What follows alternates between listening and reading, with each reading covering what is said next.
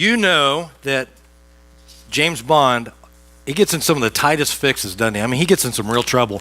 And when you're watching the movies, you wonder how in the world he's ever going to get out of that.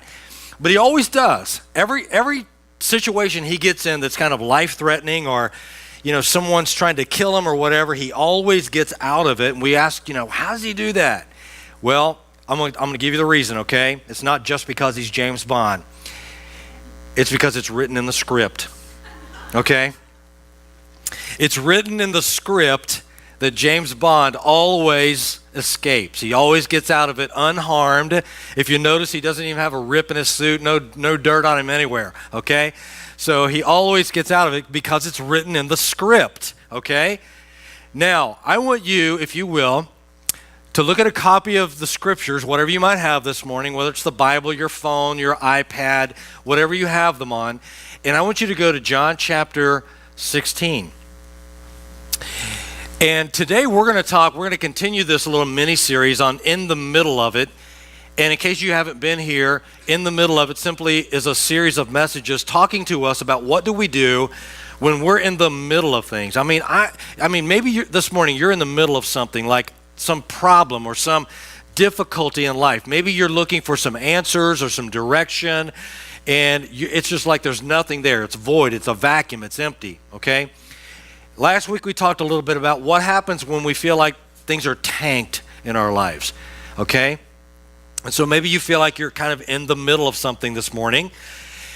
And what I want to talk to you about, first of all, is we have those unexpected times when life just sort of gives us that. And in John chapter 16, as we look at that, we see a picture of Jesus talking to his disciples. And what he's doing in John chapter 16, the middle of that chapter, Jesus is giving his disciples some life lessons, okay? Now, if you read the New Testament, the Gospels especially, you'll find that Jesus spent most of his ministry with these 12 guys, trying to get them to really understand what was going on and what he was trying to teach them and how they could grab a hold of it and, move forward with it. And so he's teaching them in John chapter 16 these life lessons. Guys, listen, our lives, every one of us this morning, we have those life lessons. And life lessons are those things that we learn, those things that we're taught, or maybe those things that you're teaching somebody that really kind of says this is what you can expect out of life. And Jesus was painting the picture for his disciples in John chapter 16, and he was saying to them, this is kind of what you guys can expect, okay? And as he goes through that chapter, he's giving them these lessons on life, and he's trying to get them to understand a totally different perspective than what they had. And he's trying to teach them, life's going to be a little bit different than you may expect. And the disciples keep asking Jesus these questions like, what does this mean? And who are you? And when is this going to happen? And who's going to sit at, this special seat in heaven? They were asking all these questions. Now, I want you to understand your own life this morning, in the sense that whenever you get in the middle of something, these problems, these difficulties, this stuff that's out of your control, we sort of do the same thing, don't we? We ask these questions. When is this going to happen? When are you going to show up, God? What does this mean? I don't understand. Where am I going to sit? What am I going to do? Where am I going to go? We ask all those same questions. And sometimes in asking those questions, we miss the depth of the life lessons that God is trying to teach us through the circumstances of our lives that sometimes, just seem like we're in the middle of something. Jesus is telling his disciples, if you read these verses, he's telling them that he is going to be leaving, okay? And I want you to kind of imagine that picture. He's gathered these guys around and he's trying to teach them something and they're not getting it. And so he tries to, okay, let me try it this way. And he teaches them again and it's like they're not getting it. And so he tries it another way. And it's like maybe they'll understand it if I describe it like this or paint this kind of picture for them. And by the way, those of you who like leadership and management type things, this might be something for you to remember. It takes most people 21 times to hear something before they actually get it.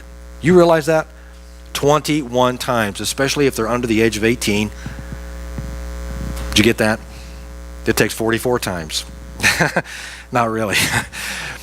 But on the average, it takes us 21 times to hear something before we actually, oh yeah, I got that. Yeah, now I get it.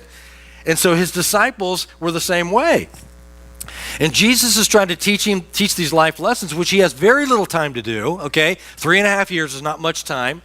And so he's trying to get them to change their perspective on life, on the way they see things. And so he's coming to them, teaching them, hey guys, listen, I want you to understand that very soon I'm going to be leaving you, okay? There's going to come a time when I'm not going to be here. And you're going to have to begin to understand, what are you going to do when I'm not here? And so he tells them, I'm going to leave you with two things. I'm going to leave you with my peace, and I'm going to leave you with my power. Those are the two things I'm going to leave you with, but I'm leaving. And when I leave, you're going to have to pick up where I left off, and you're going to have to move forward. That's what he's telling them. And so they're going to have to change their perspective on the way they see things and on life itself. And so he's also saying to them, I think, that guys, there's going to come a time in your life when you're going to find yourself in the middle of something and you're not going to be sure what to do. Kind of like me and you. We find ourselves in the middle of things sometimes, and we do ask those questions. Where is this going? What is this all about? Where are you at, God? And how am I going to do this? And what direction should I take? And where should I go? And where should I sit? And all the things that you can come up with. And sometimes we look back and it's like Jesus said, okay, you know what? I gave you my peace and my power. But he also said something else in these verses that we're going to look at this morning, just this one verse and then a verse in Ephesians. Jesus said this, guys, I'm trying to change your perspective, and I want you to know up front, this is what you can expect. In this world, you will have trouble, okay? Now, can you imagine what those guys thought when they heard that? Wait a minute, I thought this was about more than that. Is that all you're going to say? And he's trying to reemphasize, he's trying to really get the impact of life itself. Because you see, you and I are going to have problems. And it's written in the script, okay? That's what Jesus is saying here to his disciples. It's written in the script, guys. I don't want to build up these unrealistic expectations of your following me or you giving your life to me in service. I want you to know the reality of what it's going to be like to live for me, and the reality of it is this. It's written in the script that in this world you will have trouble. Now, every one of us can relate to that this morning, because I don't think there's a person in this room today that's not having some kind of difficulty, okay? You are in the middle of something today. It might not be that big of a deal, but it's your deal. Your problem this morning might be smaller than somebody else's, or it may be bigger than you can handle, but you're in the middle of something, and if you're not, you'll find yourself there at one point. And so just like his disciples today, we're going to talk a little bit about what do you do when you find yourself in the middle of something? How do you look at that? What do you see? What does God want to do? And so the first thing we start out with today is the fact that at any moment in our lives, we can run across the unexpected, and that is that there's going to be problems.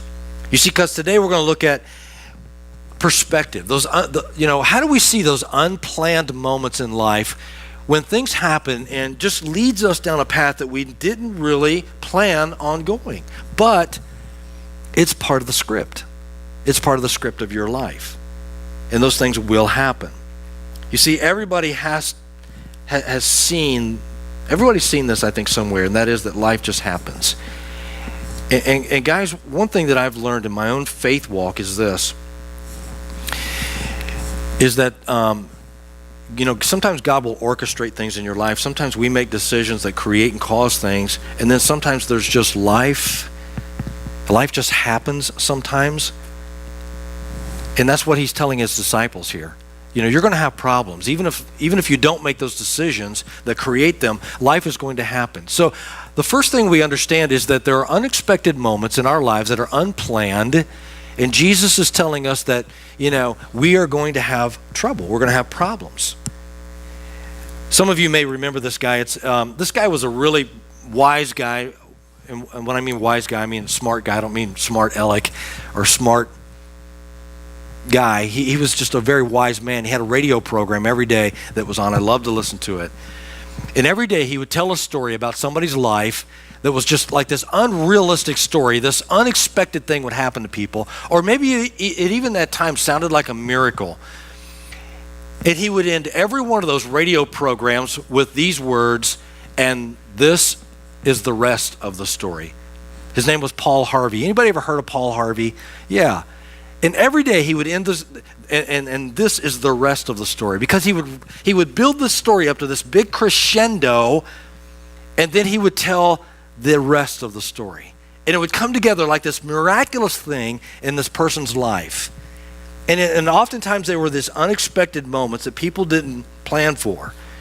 And Paul Harvey said this one time, guys. He said, there are times in your life when you're going to have problems. He said it's good to know that you're going to have problems, because it'll always help you remember that you're going to have problems. In other words, if we look at life as if we're never going to have any difficulties or never going to have any problems, one, that's an unexpected, an unrealistic view of life, and two, it's gonna really deter how we handle those problems. And so he said one of the best things that we can do for ourselves is to understand that when life has a problem in it, it reminds us that life is going to have problems. And that's what Jesus is saying in this verse. He's reminding his disciples, and I don't want to take it back historically, he's reminding us this morning as well, that we are simply going to have problems. And as soon as we understand that and get a grip on that, the better things will go. You see, Jesus' disciples they weren't satisfied with that. They kept asking these questions. And when things happen in our lives, you and I sort of do the same thing. We have this tendency to ask questions all the time. Maybe you're asking questions this morning about your own life. You know, we ask those things, why didn't this happen? Or why didn't I get an A on the test? Why didn't I get this job? Why don't I have a boyfriend? Why don't I have a girlfriend? All the why questions, all the what questions, just like the disciples did. And Paul, I want you to go to Ephesians chapter 1, verse 11 just for a moment, because I think we have to look at the why versus the what. And I think that's what Christ is leading us to do here. Ephesians chapter 1, verse 11, the why versus the what. You see, what I want to do this morning is help each one of us change our perspective on life whenever we have those things that are just dealt out to us that are difficulties. And in Ephesians chapter 1, verse 11, Paul gives us one of those really rich golden nuggets from that chapter. And he says, he's referring to God, and he says, God who works out everything in conformity with the purpose of his will. Now, what Paul is saying there is, Paul is saying that no matter what you find yourself in the middle of, and no matter what is written in the script of your life, no matter what kind of decision you make that might take you down the right path or the wrong path, that God is working at every moment in your life. God is working everything out to the conformity of his purpose, of the purpose of his will. Now, guys, listen, I want you to really grab this, because there's some things that this verse says to us, and there's some things that this verse doesn't say to us. And one of the perspectives that Jesus' disciples had a real tough time with was that they were having a tough time realizing that their faith walk, much of what they would go through, God would work that out to conform to the purpose of his will. And you see, sometimes when we go through the middle of something and we're asking what and when and why and who and why not and how come, there's nothing wrong with those questions. Guys, listen, God sometimes wants you to ask questions. He does. Because he wants you to care about your life as much as he does. He wants you to make the most of your life as much as he wants you to make the most of your life. And sometimes those questions are valid. Sometimes those questions are needed. And there's nothing wrong with asking those questions. But there's something a little deeper that goes along with that, and that is gaining the right perspective on why some of the things happen to us in our lives that happen. And gaining a proper perspective on why some things don't happen that don't happen. You see, there may be something in your life this morning that you really would love to happen, and God knows that that's not the best thing for you, and he's working out what is happening in your life to the conformity of his purpose and his will. And you don't understand it. And you're asking why and what and who and how and when. And that's okay. And God's saying, if you just trust me and just wait and gain the proper perspective on that, you might have a better understanding. And so Paul is unpacking this verse for us this morning, and he's giving us a perspective on life that will help us grow in our faith and our understanding when certain things are part of the script, You see, what Paul is not saying here is this, guys, and I want you to grab this, okay? Just really get a grip on this. Because Paul is not saying that everything happens for a reason. Now, I've heard people say that over the years. Well, this just happened for a reason. Everything happens for a reason. Listen, I just don't believe that. I don't believe that certain tragedies in this life happen for a reason, okay? I don't believe that. And that's not what Paul is saying here. I think that's somewhat of a distorted view of God's character. It's a distorted view of how God sees us and sees life, to simply think that whatever happens to me, it happened for a reason. I just can't get a grip on that. And that's really not what Paul is saying here. Now remember, let's go back just for a moment, okay? Because Jesus is trying to teach his disciples on how to have the proper perspective on life when trouble comes, and it's going to. But he's not telling them that, hey guys, when problems come to your life, when you guys are chased, when things are going wrong, I just want you to know, hey, it's happening for a reason, and just leave them there with that. No, he's telling them the same thing that Paul is saying. You're going to have problems. And Jesus is trying to get these men to get a grip on the fact that if you'll have the right perspective, you'll see that the things in your life that are in your script, the things that are happening in your life right now, that God wants to use those for a purpose. Okay? Everything happens for a reason. If we see that this is, if this is how you look at life when your stuff happens, here's what happens when we kind of look at life and it's like, well, that happened for a reason, this happened for a reason, we try to move on. What happens with that is that we have the tendency to blame somebody. Well, this happened for a reason, so it was their fault or his fault or her fault. Or something tragic happened to me, something unplanned, something I didn't expect, something I don't even want. And sometimes we look and say, well, I blame God for that. I didn't plan this. I didn't want this. Maybe God made this happen. And so we blame God for it. And there's plenty of people that blame God for the things that happen in their life. And that's why this is a kind of a distorted way to look at things. You see, this thinking kind of brings us to the place of believing that God makes things happen in our life. Now pay close attention, okay? Because I don't want you to misunderstand me. But it's one of those deeper things that you have to get a grip on. You see, God doesn't make everything happen. And here's how I know that. Because if he did, you and I would never have to make a choice. God would make all the choices for us. So God doesn't make everything happen. Things happen in life. And that's when we allow God to move into our lives. You see, I have made choices in my life that I know are not from God.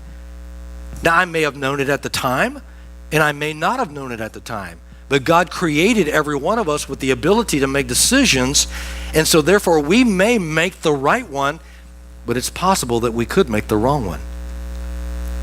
And Paul's not saying that everything happens for a reason and that God makes everything happen. Paul is saying this, that God works out everything in the conformity with his purpose and will. In other words, whatever happens, God wants to work that into his purpose. God wants to work that to conform to his purpose and his will. That's what he's saying. You see, Jesus was trying to get that perspective across to his disciples. Now, if we really get a grip on that, guys, there's two things I want to share with you this morning that hopefully will help you when you find yourself in the middle of these things. It's like, I don't know, I got nothing, okay? It's like, I don't know how this happened. I don't know how I got here. I don't know why this isn't working out. Whatever question you want to look at or whatever question you want to ask. Two things this morning. One is this, real quickly. that we have to get there has to be new ways that we respond to things, new ways to respond, all right? Now, there's a thing in psychology called unconscious bias. Unconscious bias, okay? Now, what that means is this. It means that everybody in this room this morning, you have a certain way that you think about things. And a bias is when I have this favored way of looking at something. A bias, okay? I'm sort of, see everything this way. And someone else may see it that way.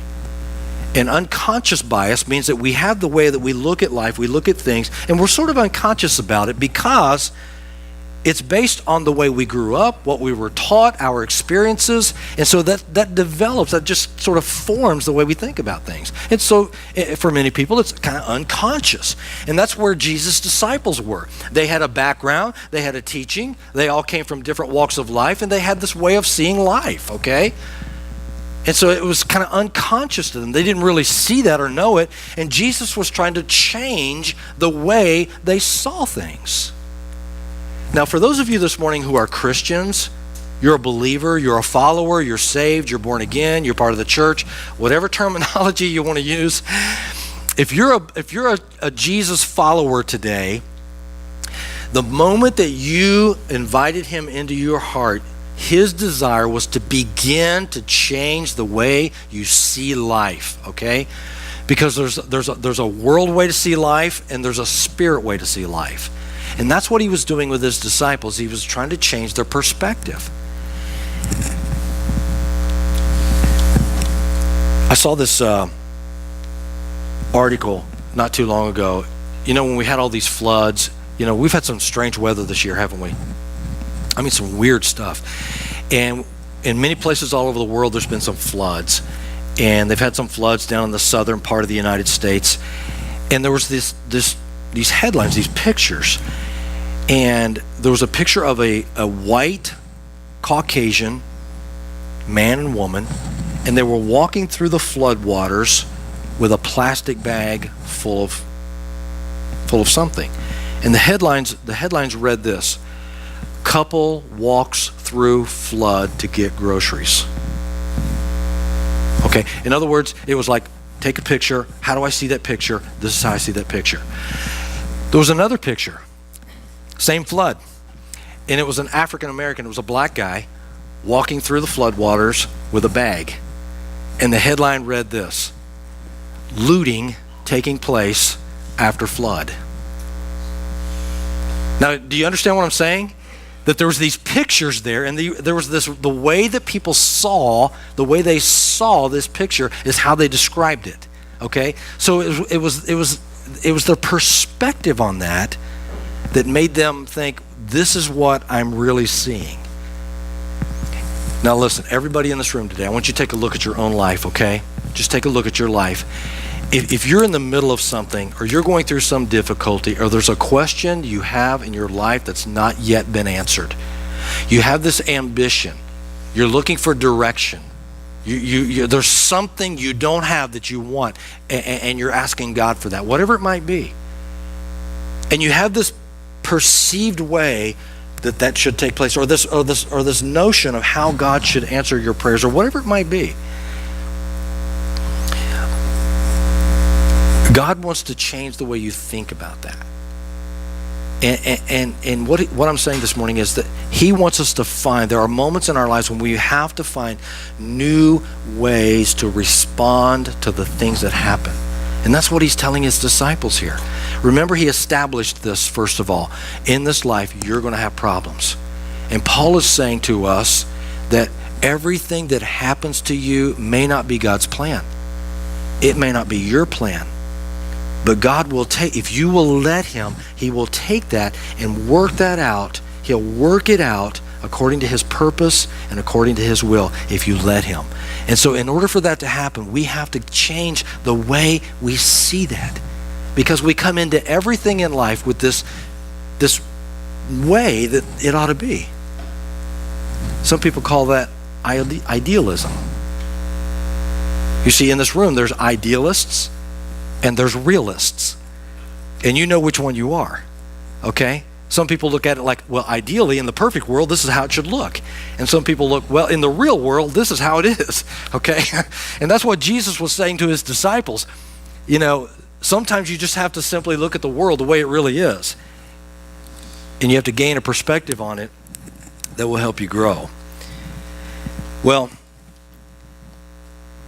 I want to give you a key thing to look at this morning, or to remember, and that is that, you know, when we're going through the middle of these things in life that are unplanned, they're part of the script, whatever it might be, the difference is when we gain this new way of seeing it, it's either looking for answers or looking for purpose. And this morning, every one of us are in one of those camps. You're either looking for answers or you're looking for purpose. And he was trying to change the way his disciples saw life. He was trying to get them to see the way they should perceive things. You see, remember, they were asking questions. And again, nothing wrong with asking questions, but that's all they were doing, was asking these questions. And Jesus was trying to get them to see that everything in this life, he has a purpose. So whatever it is you might be in the middle of this morning, or whatever's not happening in your life, whatever prayer's not being answered, whatever way you think God should respond to you, or other people should respond to you, and it's just not taking place, does God want you to have a different perspective on that? Does he want you to see that in a different way? Instead of asking questions and trying to understand and find answers and reasons for that, is God saying, I just want you to simply understand there's a purpose in it. Stop trying to find the answers and look at the purpose. A new way to respond. Sometimes we have to come to God and say, God, what is your purpose? And if you've never tried that, I want to challenge you to do that this morning. Whatever you find yourself in the middle of, simply come to God and say, God, I don't understand this. I don't have answers for this. This is not what I want in my life. It may not even be what you want. But God, help me. What is the purpose in this? That's all I want. Just help me see the purpose in that. Because when you begin to see the purpose of what God's doing in your life, it will absolutely change the way you see it. It'll change the way you respond to it. And that's what he was trying to get his disciples to grab. Just embrace that. A second thing real quick this morning is this, is that we have to work on the unseen things. You know what guys, listen, you know what we want Jesus to do? And here's why we want him to do it. We want him to do it because we know he can. We want God to do something in our life because we know he can. There's nothing God can't do. But Jesus, you know, in the unseen things, Jesus wanted his disciples to find the purpose. And we sometimes come to him and we want Jesus to change the surroundings. I would venture to say that every one of us in some way or another this morning, we would love for God to come in. We would love for Christ to come in and change the surroundings. If only I was in a different place. If only I made more money. If only I was better looking. If only I had more Facebook friends. Yeah, whatever it might be, okay? We want him to change the surroundings. And when he doesn't, you know what happened? We get disillusioned with him. Lord, I thought you could do anything. And he's saying, I can't. But I want you to change the way you see this. Because when you do, you're going to begin to see the purpose and not look for answers. You see, the disciples were constantly like, why, when, who, when, how, you know, all those things. Work on the unseen things. You know, Jesus doesn't want to change our surroundings, guys. Grab this, okay? He wants to change your heart. Because here's how it works. When you begin to allow him to change your heart, guess what? Your surroundings will change. Now, you might be on the same job. You might be in the same school. You might have the same in the middle of it. But things change. Well, Pastor Ron, what are you saying? I'm saying this, that the way you see things will change the way you respond to them. That's what he was trying to get these guys to understand. See things the way God sees them, guys, and it will free you up. It will remove the bondage in your life. When you begin to see things the way God sees them, it will change your whole perspective on life. And that's what Jesus was trying to get these guys to get a hold of. John Maxwell. Over the years I've read a lot of leadership books, and this one's a little bit old. And leadership conferences, seminars, webinars, we've all been to that stuff, haven't we? If you haven't, you will. I guarantee you will. On your jobs, you will go to webinars, okay? It will be written in your contract that you'll go to webinars. Okay, you'll be watching stuff on the internet, on YouTube, and everything else. John Maxwell wrote a book. If you've never read this, I want to challenge you to get this and read this. If you're the kind of person that grows, if you're the kind of person that wants to improve your life at all, get one of these books and read it. It's the title of this one's called Developing the Leader Within You. And there's one called Developing the Leaders Around You. But in the book, Developing the Leader Within You, John Maxwell tells a story of when he and his wife bought their first home. And their first home was kind of one of those fixer-upper homes where you had to go in and you had to tear it down, rebuild it. Okay, you had to fix everything. And he tells a story about going in there and having to redo the front yard. And so he and his wife didn't have a lot of money, so they went in there and they redid the front yard all by themselves. They put in new grass, they put in some new shrubs, they trimmed everything up. The grass was just the right height. And if some of you live in those neighborhoods with HOAs, the grass has to be 3.5 inches, doesn't it? And on April the 31st every year, you have to put out your mulch, right? If you live in one of those neighborhoods, it's kind of like that. You're not allowed to plant a tree there. You have to plant it where we tell you to. It's one of those deals. And so Maxwell and his wife fixed up their house, fixed up their yard. It was beautiful. I mean, you know what curb appeal is? Curb appeal in real estate means that when I stand at the curb and look at your house, it's appealing. That's what it means, curb appeal. And so when people saw the house, it was like, man, that's beautiful. And then Maxwell and his wife take a break and they go to the backyard and it looks like a disaster. It looks like a war zone. And he's like, I'm not worried about the backyard. The front looks great. And then in that book, he tells why he and his wife didn't fix up the backyard. You know why? Nobody could see it. Nobody sees the backyard. They drive by the house. Man, it's a beautiful house. What curb appeal? Nobody goes to the backyard. Can't see it. Now listen, here's what happens, guys, in our lives. We fix up and we spend all of our energy on the things people see. And sometimes we don't spend as much energy on the things they can't see. You see, there's the outside and there's the inside. And everything that Jesus taught was not about the outside, it was about the inside. The heart, the mind, the attitude. That's what he's talking about. And so often we simply leave out what's going on the inside. We don't work on the inside. The way I think about things, the way I feel about things, the way I perceive things. Heart, mind, and attitude. And he was trying to get these disciples to change their perspective, not just on the way they saw things, but on the inside of who they were. He was trying to get them to develop themselves, to change, to grow, to learn, and to become more of what God designed them to be. And so when we're in the middle of it and we find ourselves, going through those things that are in our script, sometimes we have to look at new ways to respond to those, and we have to work on the unseen. I don't know about you, but when I go through the grocery store and I look at the price of, you ever look at the price of razor blades? I mean, anybody in here shave besides me? 3 times a day? Okay. Well, I mean, for crying out loud, like $10 for like 3 razor blades. And it's like the price of cosmetics, deodorant and makeup. I don't wear that, but deodorant and makeup and hairspray and all that jazz. And it's like, man, we spend tons of energy, tons of money on all this stuff for the outside.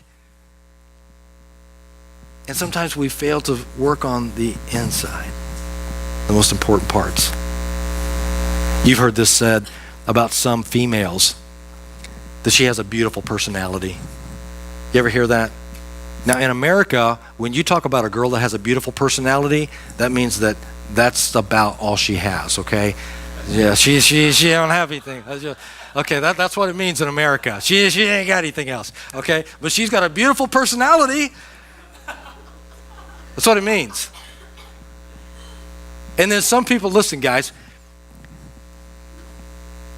and I don't want to just say this like it's some cliche, but what's on the inside is much more important than the outside.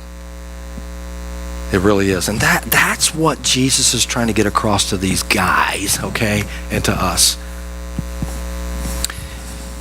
The inside. Work on the inside. God, help me work on my mind and my heart and my attitude about things.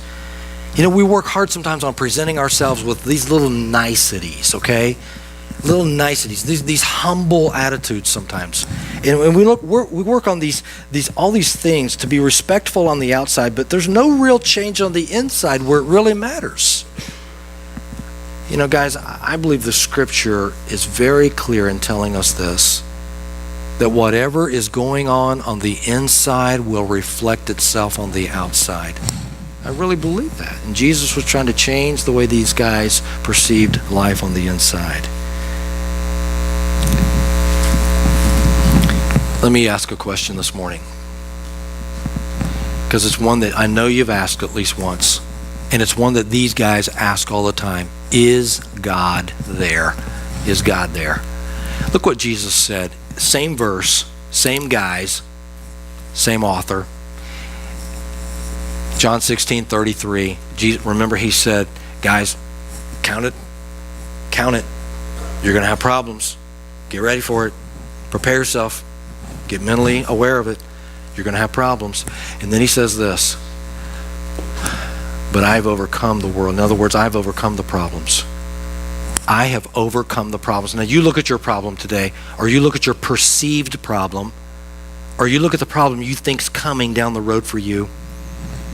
You look at the problem in your life that you just can't seem to shake and get rid of that. You look at the one that you don't have an answer for today. And then you ask, sometimes we ask, you know, where's God? Is God really there? And there would be many times in the lives of these men that they would, man, where's God? Where's God at? And Jesus is saying, listen, when you take a look at your problems, I want you to know that I've overcome them. I've overcome the world. You know, here's something, guys, that I want us all to understand today. And me too, okay? This is for me too. And that is that life is not about our problems. But we get so engrossed in those things, don't we?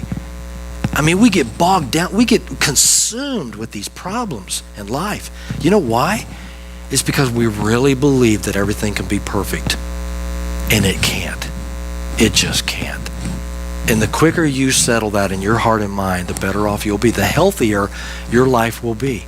When you settle the fact that life's just not going to be perfect, and neither are you. You see, life's not about our problems. It's about the fact that Jesus has overcome these problems. Now, you know what? That doesn't mean that Jesus is going to eliminate them, wipe them away, keep them from happening, because that's what we want, isn't it? God, please, don't let this happen. Or God, please, get me out of this. You ever pray that? God, get me out of this?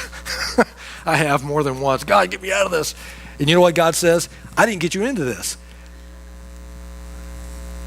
And we want Jesus just to overcome problems in that way. But that's not what he was saying here. Problems give meaning to life, guys.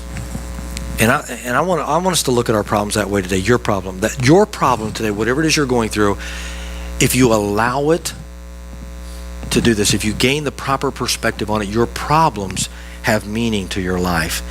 I really believe one of the most important things, one of the most powerful things that we can settle in our minds and hearts today is the fact that we just simply cannot choose everything that happens to us. You can't. You can't do that. You don't get to choose everything that happens to you. Things are going to happen. Things are going to happen out of your control. Other people are going to do things that are going to affect your life. The circumstances that we all live in, that's so out of our control and so out of control today. And so we can't control everything that happens. We can't control everything that people say, people do. And Jesus was setting the stage for every one of our lives when he said, you will have problems, but I've overcome your problems. You know, what he meant is that he has the power to help you find a deeper meaning in every problem that you go through. Because it's not about getting you out of the problem. It's not about eliminating the problem. It's not about preventing the problem. It's about helping you find ways to get through your problems. Helping you find ways to learn from your problems. And that's what he meant by overcoming them. I'm bigger than your problems. You see, I know sometimes my problems are bigger than me. I know they are. Because if they weren't, you know what I would do? I'd control them. But I also know this, I know God's bigger than my problems. And it's just, okay, God, I just have to trust you with this.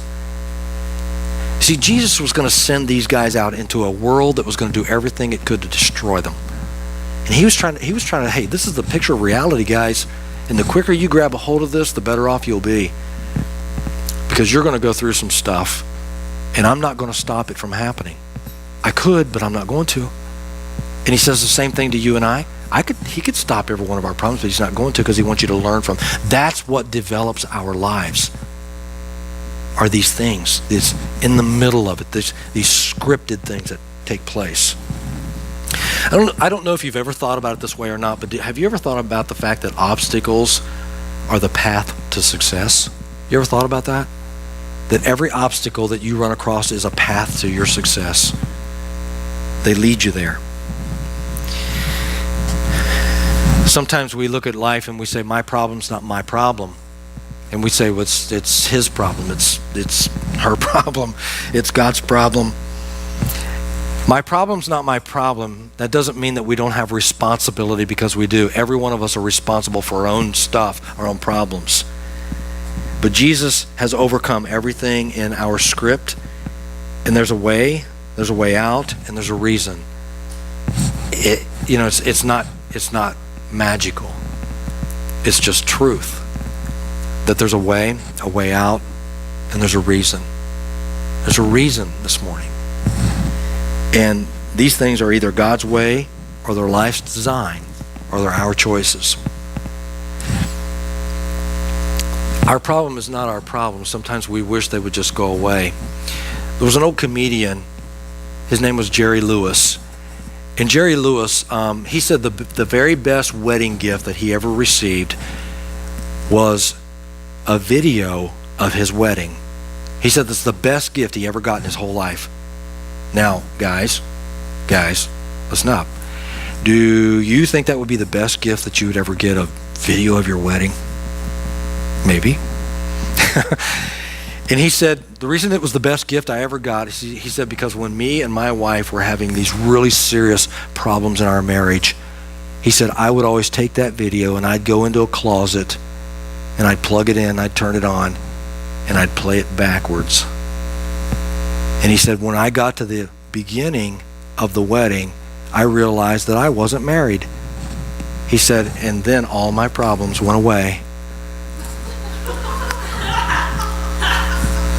So that was a reminder for him that before he got married, he didn't have any problems. And so that video was kind of a reminder that, hey, I can go in and I can run it backwards. And there was a point in my life when I didn't have any problems. And that's kind of what we want to do, isn't it? We kind of want to run everything back and rewind it to the place where there were no problems. And it doesn't work that way. Jesus wasn't saying that your problems were your problem in the sense that he didn't care. And sometimes we do want to go back to a place when our problems weren't really there. They weren't ours to deal with. But Jesus is saying, no matter what your problem is, I can overcome that. And the way we do that is to simply ask him this morning. And this is what I want you to do. I want you to ask him this morning, in reference to your own problem, the thing that you might be in the middle of, the thing that's in your script, that you didn't plan this. This is not the way you want it. But I want to challenge you this morning to ask Jesus to help you see it as a way to grow. Ask him this morning to use that as a chance to help, for him to help you overcome that thing. Not eliminate, but overcome that. Ask Jesus to help you with, maybe with your attitude this morning about life or about people or about, just your circumstances or your surroundings. How are you responding to that this morning? And then ask him to take your problem. Take your problem. And help you work through it. Help you work through that. Because he will. He's like, you know what? I can make this go away, but I'm not going to. I want to help you work through this. Because when we work through this together, you are going to see that I can overcome your problem. And that's what he wants you to learn. I can overcome this if you let me. Jesus, thank you for those moments in life